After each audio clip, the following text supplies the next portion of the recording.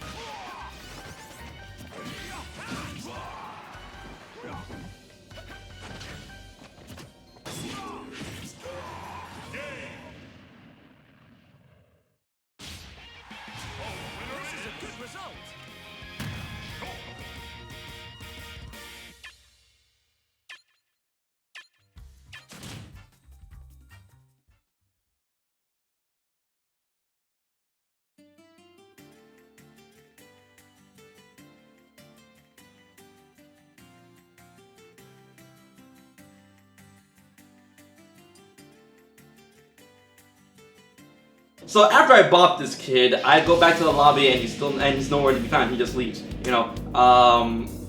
When it comes to competitive scene or anything competitive, when it comes to gaming and stuff like that, when I lose, I'm always gunning for more. I always like to, you know, challenge again to get, you know, either get better or to try and win and stuff like that. I wouldn't really call myself a spoiled sport because, you know, I take my losses, you know, like a human being. I take my losses, I'm like, oh, good match, GG, thank you, you know, all that stuff. And you guys know when I'm live streaming Smash and all that stuff, I never really throw in your face or anything like that. I never tell anyone here, like, oh, you suck, oh my god, you're so bad at this game, why are you fucking playing this game or anything like that. I do like to revel in victories though, so I'm like, hey, I won, yeah, hype. But that's still no reason to like go out and make other people feel bad when it comes to, you know, playing something competitive wise. There is really no reason for a human being to go out and make someone feel bad in that regard at all. You know, I really feel that like us as human beings are hardwired to be good natured to other people, but people seem to like, you know, take that and throw it out the window. And that's a little bit of why I'm disgusted so much with the Smash community and the Smash competitive scene, because, you know, they talk a lot of shit for no fucking reason. So I mean, like, if you go out and get bopped and stuff like that, don't be a spoiled sport, don't be a fucking sore loser and try to fucking go out and like, ah, fuck you, what do you mean? Oh, and pulling Johns and shit, like, don't fucking do that. I mean, like, what do you gain as a person, as a competitive fighter, or a person who's playing a game with a friend or a randomer? What do you gain from talking shit about that person when you win or lose? What do you gain from being a spoiled sport? What do you gain from being a fucking dickbag when you win? What do people gain from that shit? There's nothing to gain from it unless you're trying to boost your weird ego for some weird reason. I don't fucking know. When you play games with other people, you know, it's something that you are meant to enjoy, hence the word game. You know, it's something to game. It's something to enjoy, something for enjoyment. Of course, it can be competitive, that's fine, but take that competitive level and take all the toxicity out of it. There's no reason to keep that shit there. There really isn't. When you play a game with someone, whether it be a friend or a random, you know, be civil, be good, have fun. Of course, I understand losses hurt, and loss is not something to be, you know, happy about when you get them all the time. But like, you know, when you lose, that means there's always going to be someone better than you. That's always something to think about when you try to strive to be the best. You know, a lot of people will try to say something like, oh, there's someone always better than you. That's depressing. That's not true. I try to be the best. No, that's actually something very positive to think about. There's always someone to be better than you, and that helps you strive to be the best, to be better than that person that's better than you. That's how people get better in competitive games and in life. You don't fucking get better by talking shit. You really don't. You don't get better by breaking down others.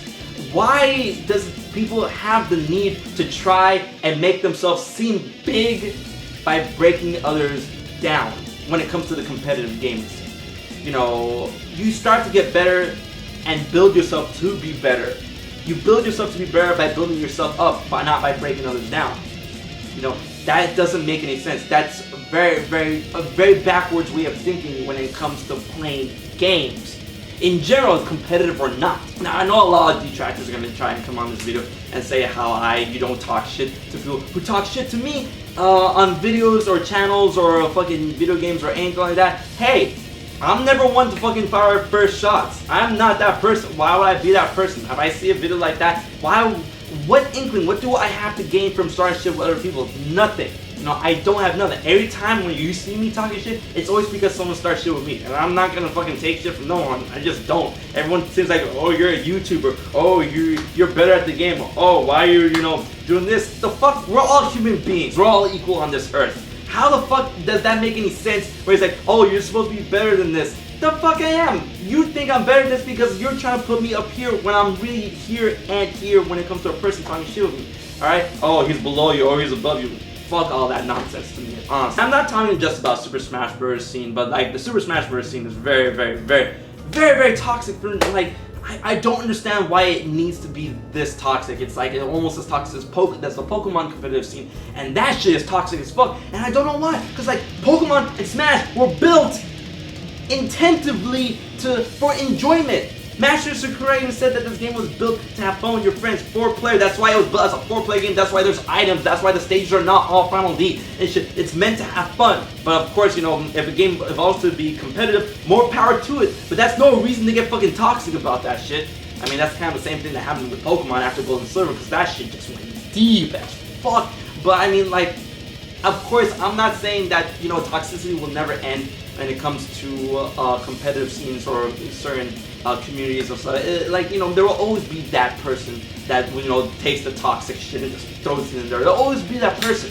But I mean, like, you know, what I'm trying to tell you guys is people who strive to be in that community, people who strive to play games with us, people who just strive to have fun, you know, I feel that we have to take it into account as our own selves to, like, you know, try and promote that positivity without, you know, insinuating the negativity. But at the same time, I am still human. I still like to rush in negativity when, you know, negativity is brought into my face. You know, I will, you know, fuck your shit up if you just come and try me. You know, I'm not the one who takes shit and try to turn it into a positive aspect. No, I really don't have the patience for that. You know, but at the same time, I'm not one to start shit, and people shouldn't be one to start shit anyways, but there will always be that guy. So, the moral of the story, kids, what I'm trying to say at the end of the day is, you know, be a good sport. There's no reason why people shouldn't be a good sport. I really don't see why people feel the need in order to break others down in Smash or any type of competitive gaming scene, because it is a game, it is something to be enjoyed by multiple people, and I really don't see what do you get out of it. I really don't see what people get out of it. What you do get out of being positive is you make new friends, you make great times, you make great memories and stuff like that. There is nothing to gain from being a bad sport, being a spoiled sport, being a sore loser, or anything like that. There is nothing to gain from that. So if you enjoyed this video, there's more to come.